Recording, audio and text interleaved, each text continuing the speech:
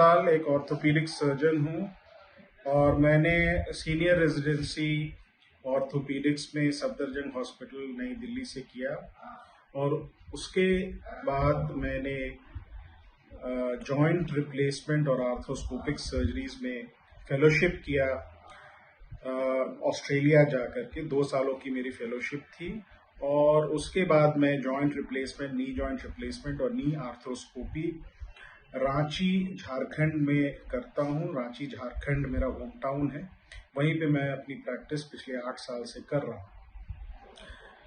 Knee osteoarthritis के patients बहुत हैं और ये होता है कार्टिलेज, नी के कार्टिलेज के डिजेनरेशन की वजह से।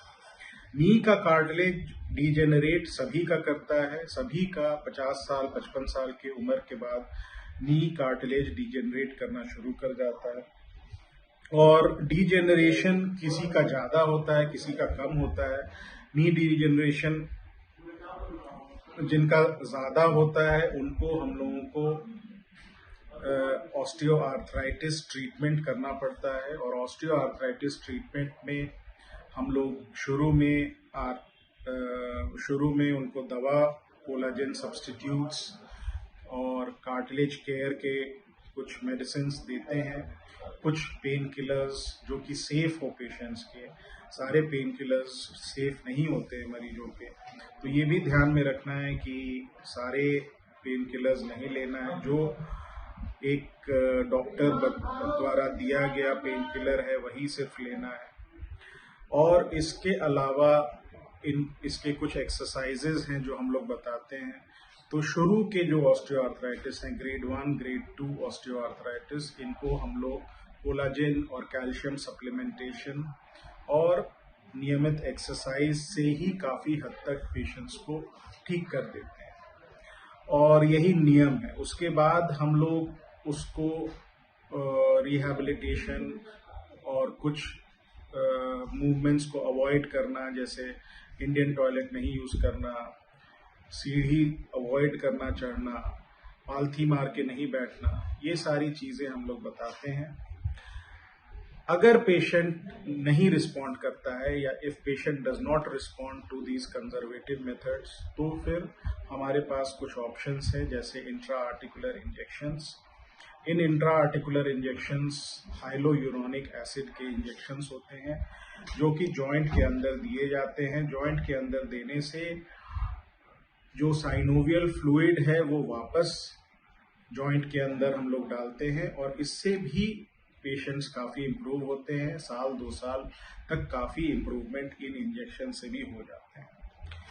अगर इनसे भी नहीं ठीक होते हैं तो हम लोग दूरबीन द्वारा उनके कार्टिलेज को देखते हैं और जहाँ जहाँ कार्टिलेज खराब है वहाँ उसको हम लोग कोबलेटर से या डिब्राइडर से उसको डिब्राइड करते हैं, वॉश करते हैं नी जॉइंट को। इससे भी काफ़ी हद तक पेशेंट्स ठीक हो जाते हैं। अगर पेशेंट के नीज डिफॉर्म्ड हैं और पेशेंट के लेग्स बो लेग्स हो गए हैं या जेनु वैल्गम जो नॉक नीज जिसको बोलते हैं ऑस्टियोआर्थराइटिस की वजह से, तब फिर हमारे पास कोई ऑप्शन नहीं बचता है और हम लोगों को नी जॉइंट रिप्लेसमेंट के बारे में ही सोचना पड़ता है। नी जॉइंट रिप्लेसमेंट की बात करें तो ये पिछले 2 सालों में सबसे सक्सेसफुल ऑर्थोपीडिक सर्जरी में से माना गया है। सबसे अच्छा ऑर्थोपीडिक सर्जरी इसको मानते हैं हम लोग और इसके results day by day improve हो रहे हैं क्योंकि इसमें रिसर्च बहुत हो रहा है। और नी जॉइंट रिप्लेसमेंट को डिले नहीं करना चाहिए। अगर किसी पेशेंट को एडवाइस किया गया है नी जॉइंट रिप्लेसमेंट तो उसको जल्दी से जल्दी उसको करा लेना चाहिए क्योंकि उसके बाद फिर और कोई उपाय नहीं। नी जॉइंट रिप्लेसमेंट करने के बाद अगले दिन से हम लोग पेशेंट्स को चलाने लगते हैं, उनको वॉकिंग शुरू करा देते हैं। पेशेंट बेड पे नहीं रहता है और इसमें आजकल टेक्निक और इम्प्लांट्स इतने अच्छे इम्प्रूव कर गए हैं कि अब इनमें रिजल्ट्स बहुत अच्छे मिल रहे हैं हम लोगों को।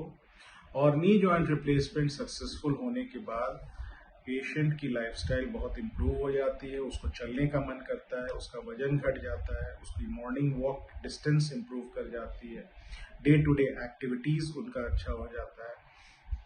और इस तरह से हम लोग नी ऑस्टियोआर्थराइटिस को ट्रीट करते हैं।